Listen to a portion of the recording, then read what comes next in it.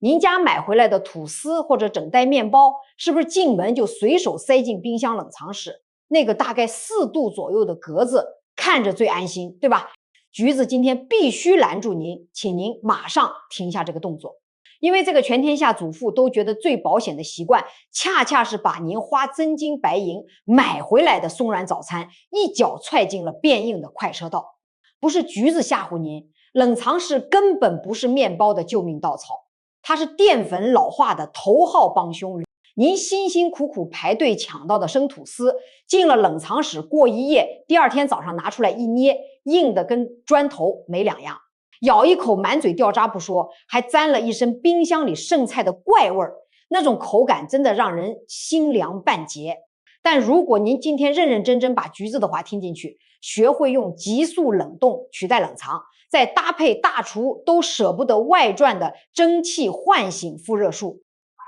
我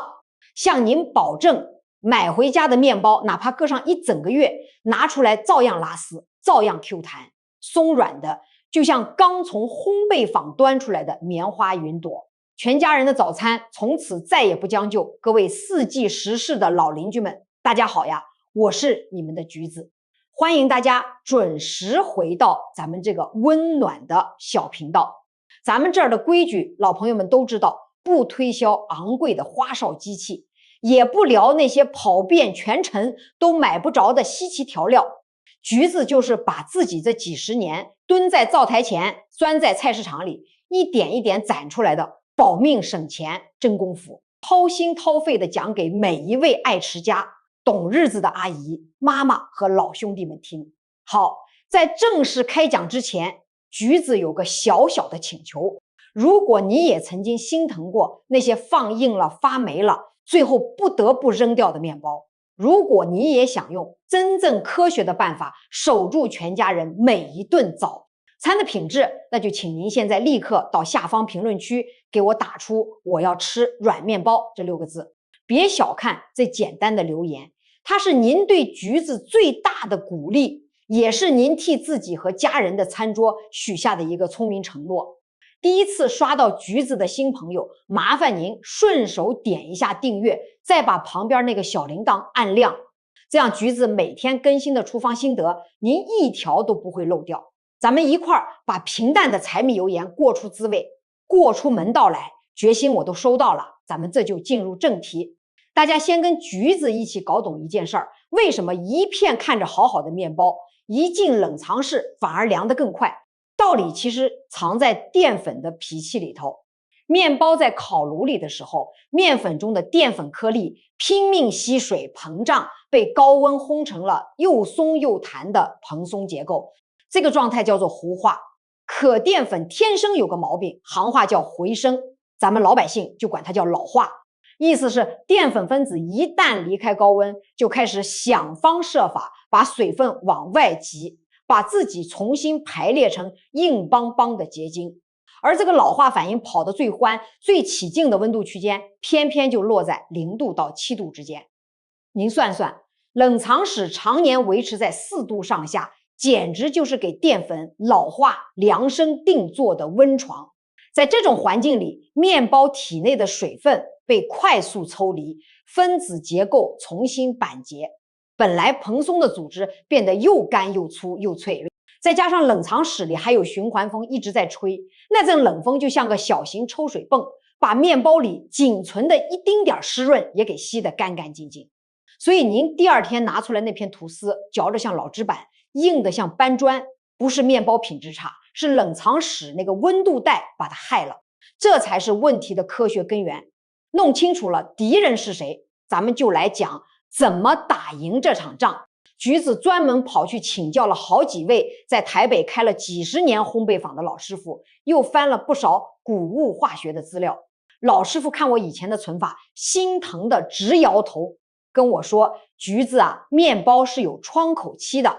要么出炉6小时内赶紧吃完，要么就用极低温让它立刻进入深度冬眠，千万别卡在中间那个4度的死亡区。核心思路就一句话，绕开冷藏，直奔零下18度的冷冻室。下面咱们一步一步来，每个动作都有讲究，您可得仔细听好了。第一步，进门先分装，千万别整袋往里塞。很多人买了一大条吐司或者一根长法棍，袋子都不拆就直接丢进冷冻室。橘子在这里要大声喊停，冻成一整块的面包，下次想吃的时候根本掰不动，您只能把整袋拖出来化冻。而面包最忌讳的就是反反复复冻了化，化了冻，温差来回折腾几趟，口感就彻底垮了。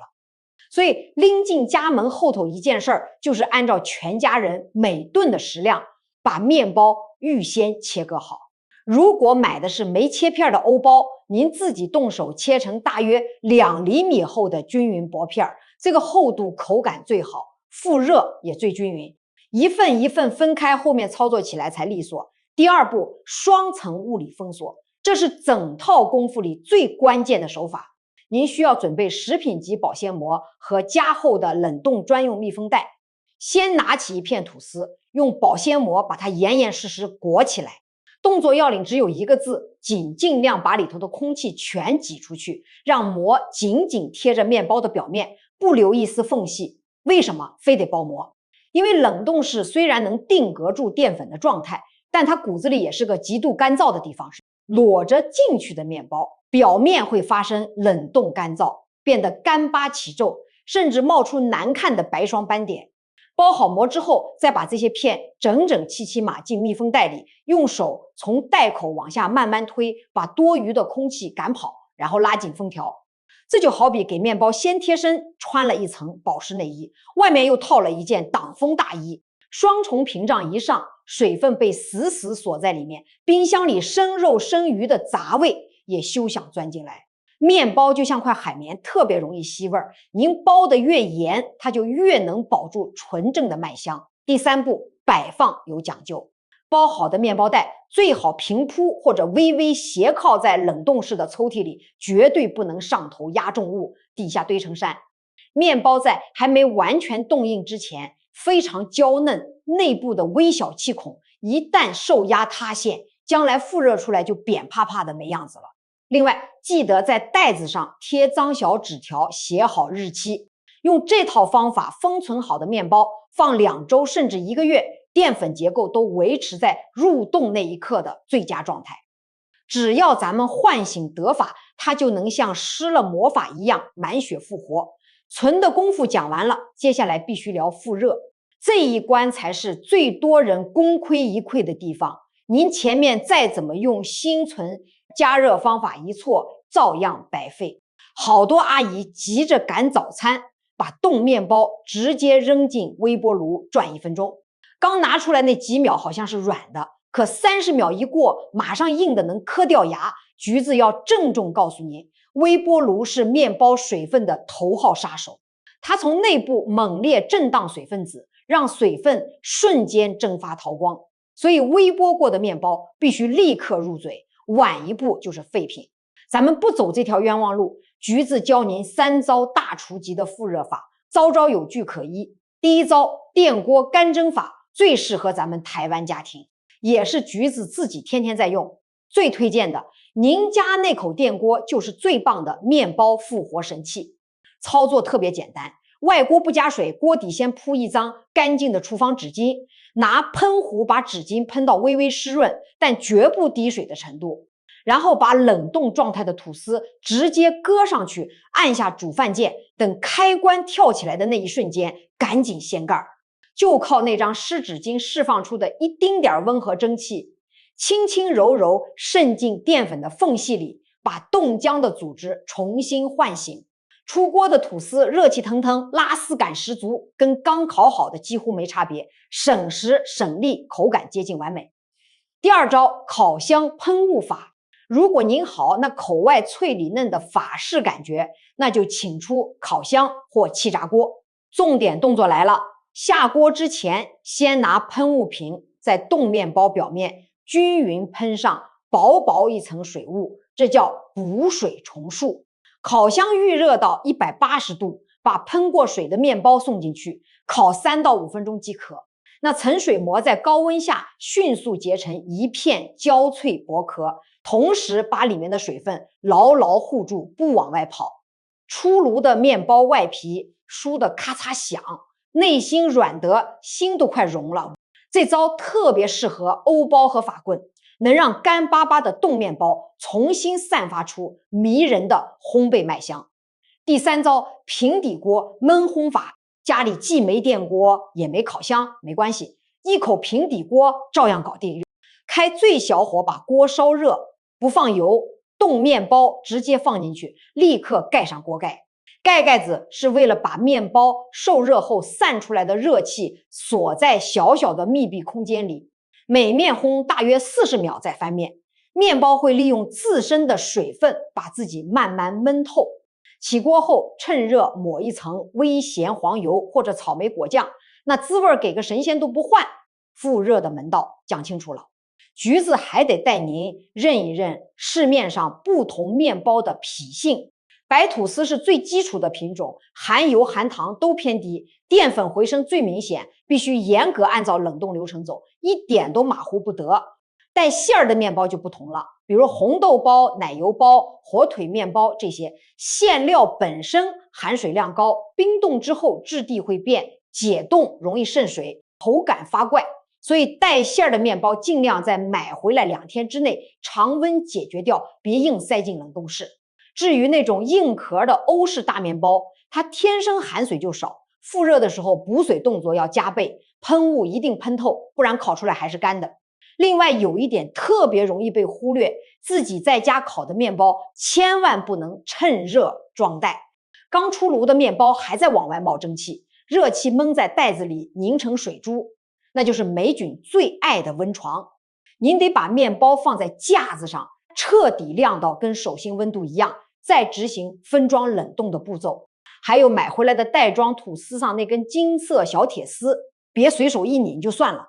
要像系鞋带一样，先把空气尽量排干净，再拧紧。每一个不起眼的小动作都是在跟细菌和氧化抢地盘。讲到这里，橘子想跟大家说几句心里话。每一袋面包都是咱们辛苦赚来的血汗钱换的，更是早上给孩子补脑力，给老人开启一天元气的指望。如果因为不懂科学，贪图一时方便，让好好的面包在冰箱里又硬又臭，最后长毛，那不光是钞票上的亏，更是辜负了大自然的馈赠和烘焙师一炉一炉的心血。生活里的大智慧往往就藏在一包一喷一裹的小动作中。对食材的细致照料，说到底就是对家人最深沉、最具体的疼爱。理家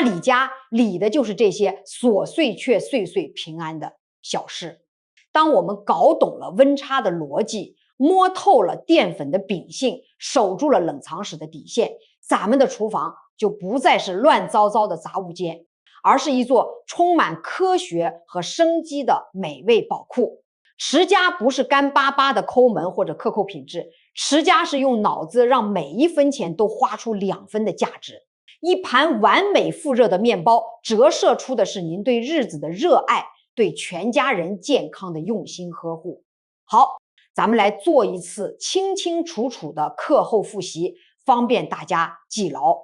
第一，冷藏室4度环境是淀粉老化的元凶，面包绝不能放在那里过夜。第二，进门先按量切割，逐份分装，杜绝反复化冻造成的品质崩塌。第三，保鲜膜紧贴加密封袋排气，双层物理防线，锁水又隔味。第四，复热必须补水，电锅湿纸巾法最温柔，烤箱喷雾法最专业，平底锅焖烘法最应急。第五，远离微波炉的长时间加热陷阱，用物理逻辑管理食材的复苏。第六，常温只留当餐的量，远离阳光直射和热源旁。最后，橘子再送大家一个变废为宝的彩蛋妙招。万一您家里真有那种被遗忘在角落、硬的能砸核桃的老面包，千万别往垃圾桶丢，把它切成小方丁，淋上一点点融化的黄油和蜂蜜，送进烤箱烤成嘎嘣脆的面包干。孙子当零食能吃一整盒，或者把它撕碎拌进肉馅里做丸子。吸了肉汁的面包碎会让丸子口感格外松软多汁，这不就是咱们持家人的本事吗？物尽其用，才叫真正的四季时事。好了，老邻居们，今天的内容就到这里，别忘了到评论区打出我要吃软面包这6个字，让橘子看到咱们这个大家庭的凝聚力。如果您觉得今天的分享实实在在帮到了您，麻烦给橘子点个赞，再顺手转发给身边那些天天操持家务却总在这些细节上吃暗亏的老姐妹们，也许就是您轻轻一转就能帮另一个家庭找回早餐桌上的幸福。操作中碰到任何特殊情况，比如馒头怎么存才不干，包子怎么蒸才不塌，贝果司康怎么复热才地道，统统欢迎留言告诉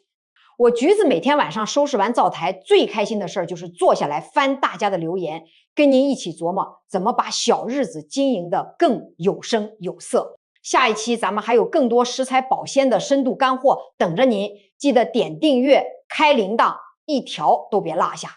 感谢每一位老邻居的陪伴，祝大家胃口常开，身体康健，日子红红火火。咱们用智慧守护家人的每一口饭菜，用爱灌溉每一天的平凡时光。我是四季时事的橘子，咱们下期再见，拜拜。